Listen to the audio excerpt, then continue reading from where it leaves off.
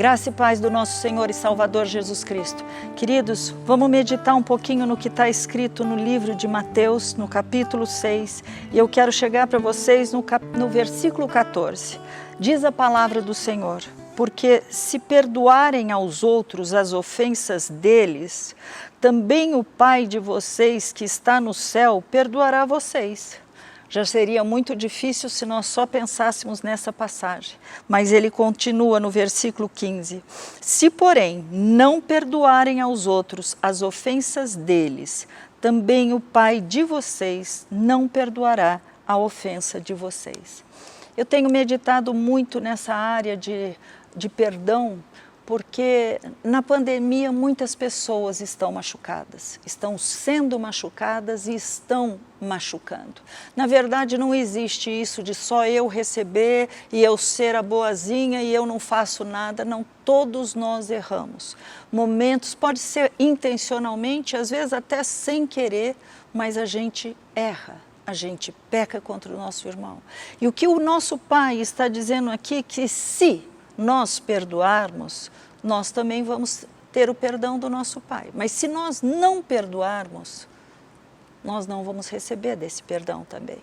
E isso me faz pensar, por que Deus nos traiu?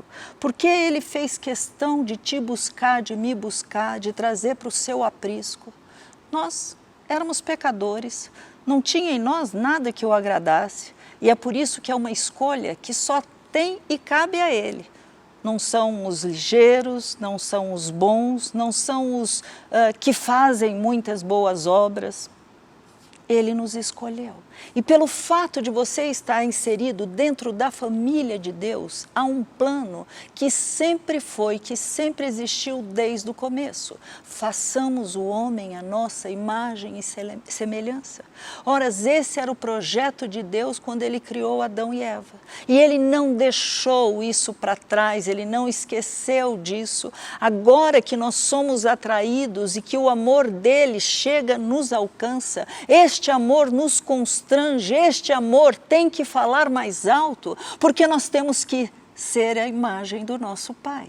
É resgatado o privilégio de sermos chamados filhos de Deus, maravilha, mas há um plano, há um propósito, há um objetivo a ser cumprido na tua vida e na minha. Isso não é coisa que homens façam. Eu não mudo ninguém, eu não consigo mudar meu marido. Sinceramente, eu não consigo nem me mudar. Se não for pela graça de Deus, pelo atuar de Deus, as circunstâncias que muitas vezes chegam em nós e nos faz ver exatamente quem nós somos, aonde nós estamos errando, para a gente poder entender como nós estamos longe, mas isso não deveria nos deixar cada vez mais afastados. Nunca vou conseguir, até logo não faço mais. Não, isso é um desafio para você se olhando, você vendo como está o teu interior, você falar: Senhor, sozinho eu não consigo, mas eu hei de chegar, nós vamos estar juntos. Sabe uma coisa que me chama muita atenção na palavra de Deus? É aquela passagem onde Jesus está na cruz, Ele está ali, Ele já tinha sofrido, apanhado, Ele passou aquela noite apanhando, Ele passou aquela noite sendo esbofeteado, cuspiram nele, puseram aquela coroa sobre ele de espinho, chacota, zombaria. E agora Ele lá na cruz, Ele chega e fala assim: Pai, perdoa-lhes, porque eles não sabem o que fazem. Ele está dizendo que aquelas pessoas estavam fazendo aquilo por ignorância. E nós muitas vezes podemos errar por ignorância. Mas aqui a palavra de Deus, ela nos ensina, ela nos orienta, ela é lâmpada para os nossos pés, aquilo que nos faz guiar, aquilo que nos faz diariamente caminhar, ela guia a gente justamente para quê? Sermos a imagem de Jesus, sermos como Ele é. É lindo porque quando você está lendo, principalmente o capítulo de João, a partir do capítulo 14, o livro de João, você vai entender uma coisa muito tremenda. Ele começa a falar, ele está indo embora, ele quer deixar as últimas palavras e ali tem coisas que são maravilhosas, maravilhosas para ser estudado, lido, mastigado, ruminado, porque ele está falando as últimas coisas para os seus amigos, antes dele passar tudo o que ele deveria passar por você e por mim. E enquanto ele está dizendo, ele está falando e orando por nós, por aqueles que ainda iam ser salvos. E ele está dizendo: Senhor, assim como nós somos um, que eles sejam um. Ele está dizendo: Pai, eles já me viram, eu estive com eles, eu os guardei. Enquanto eu estive aqui, nenhum deles se perdeu, a não ser o filho da perdição. E ele está fazendo essa oração, conversando. E ele mostra que Deus é amor. E que Jesus é a exata expressão deste amor. Então, o caráter que tem Deus é o mesmo caráter que tem Jesus. Afinal, eles são uma única pessoa. E você vendo isso, você fala, Senhor, o que eu preciso mudar? O que o Senhor está querendo retirar da minha vida?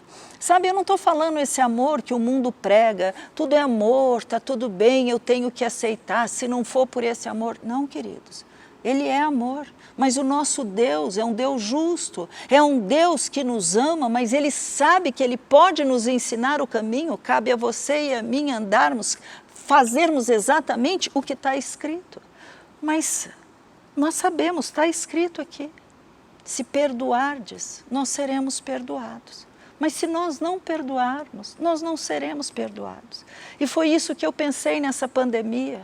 Quantas pessoas falando sobre as suas lutas, falando sobre o que tem acontecido dentro das suas casas, quantas perdas, pessoas inclusive ficando com raiva de Deus porque perderam os seus queridos, porque sentiram que Deus não os amava tirando aquela pessoa.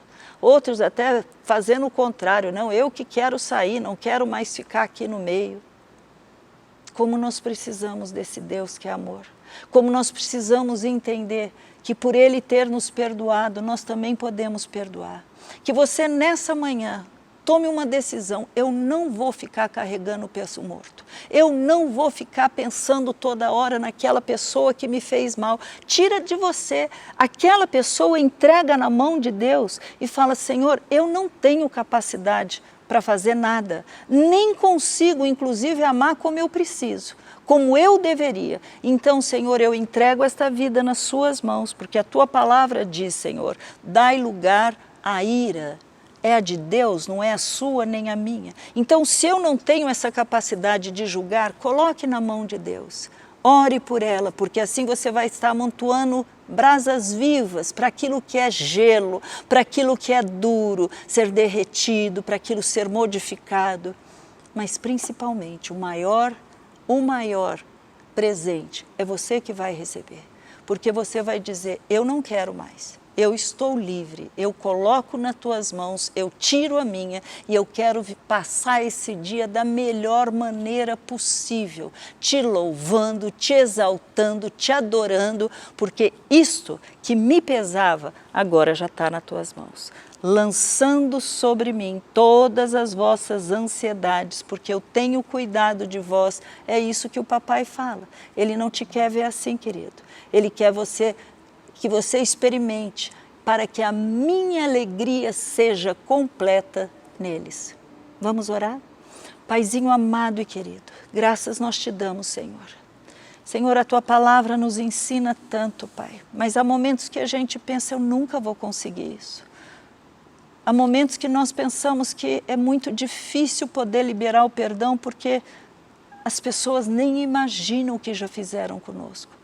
Mas, Pai, eu quero orar colocando esta vida no teu altar e eu quero te pedir, Senhor, tira, arranca de dentro desse coração toda a tristeza, toda a mágoa, todo o sofrimento, toda a dor que esta pessoa passou, toda a injustiça que ela sofreu, toda a frase que ela teve que ouvir, que ela vivenciou. Pai, em nome de Jesus Cristo, traz a sua graça sobre ela, para que ela possa experimentar nesta manhã o seu mover, o seu amor e se sentir livre, livre para esse dia que começa na tua presença, Pai. Fiquem com Deus, que Deus os abençoe e saiba que no Senhor você pode ser totalmente livre, solta e cheia do amor que vem dele para a tua vida. Fique com Deus. Você pode acompanhar todo o nosso conteúdo no Instagram, no YouTube e no Facebook. Deus te abençoe.